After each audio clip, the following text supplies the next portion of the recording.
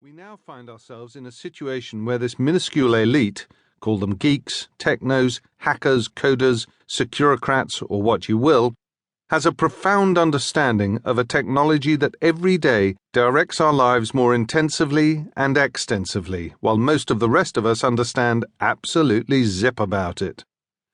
I had first begun to appreciate the significance of this when researching my previous book on global organized crime, McMafia. I travelled to Brazil in order to investigate cybercrime because this absorbing country is, among its many positive qualities, a major centre of bad stuff on the web, though this was little known at the time. Here I met cyberthieves who had engineered a spectacularly successful phishing scam. Phishing remains one of the most dependable pillars of criminality on the internet. There are two simple variants. The victim opens a spam email. The attachment may contain a virus, which enables a computer somewhere else in the world to monitor all activity on the affected computer, including the input of bank passwords. The other trick lies in designing an email that appears to have been sent by a bank or other institution requesting confirmation of login and password details. If the recipient falls for the ruse, then the spammer can use these to access some or all of your internet accounts. The Brazilian hackers demonstrated step by step how they secured tens of millions of dollars for themselves from bank accounts in Brazil, Spain, Portugal, the United Kingdom, and the United States.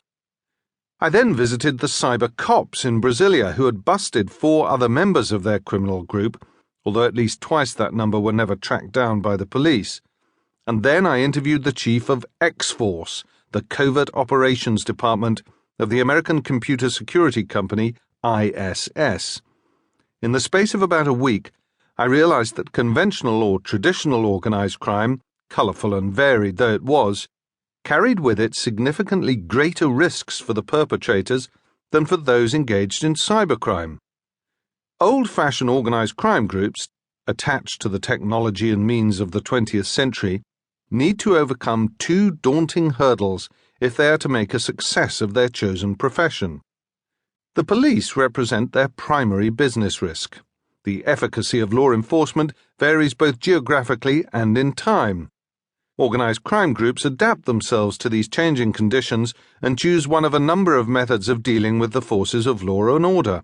They can attempt to outmuscle them, they can corrupt them, they can corrupt politicians exercising authority over the police, or they can evade detection.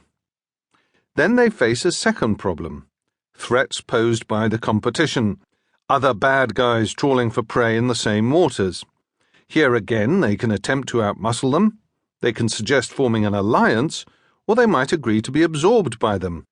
In neither case, however, can the criminal syndicate simply ignore them. That way lies failure, with sometimes fatal results. Key to survival and prosperity is the ability to communicate with your fellow criminals and with the police, and indeed to send the correct messages to both groups. In Brazil, I learned very quickly that 21st century crime is different. Most importantly, it is much harder to identify when people are up to no good on the web. Laws governing the internet vary greatly from country to country. This matters because in general, a criminal act over the web will be perpetrated from an IP address, that's an Internet Protocol address, in one country against an individual or corporation in a second, before being realized or cashed out in a third. A police officer in Colombia, for example, may be able to identify that the IP address coordinating an assault on a Colombian bank emanates from Kazakhstan. But then he discovers that this is not considered a crime in Kazakhstan, and so his opposite number in the Kazakh capital will have no reason to investigate the crime. Many cybercriminals have the intelligence to research and exploit such discrepancies. I never use American credit or debit cards, one of Sweden's most successful carders told me, because that would put me under the legal jurisdiction of the United States wherever I am on the planet. So I just do European and Canadian cards, and I feel both happy and safe with that. They'll never catch me. The divide separating the United States from Europe and Canada is most important, as these are the areas where the highest concentration of cybercrime victims live. The latter territories have much stronger laws in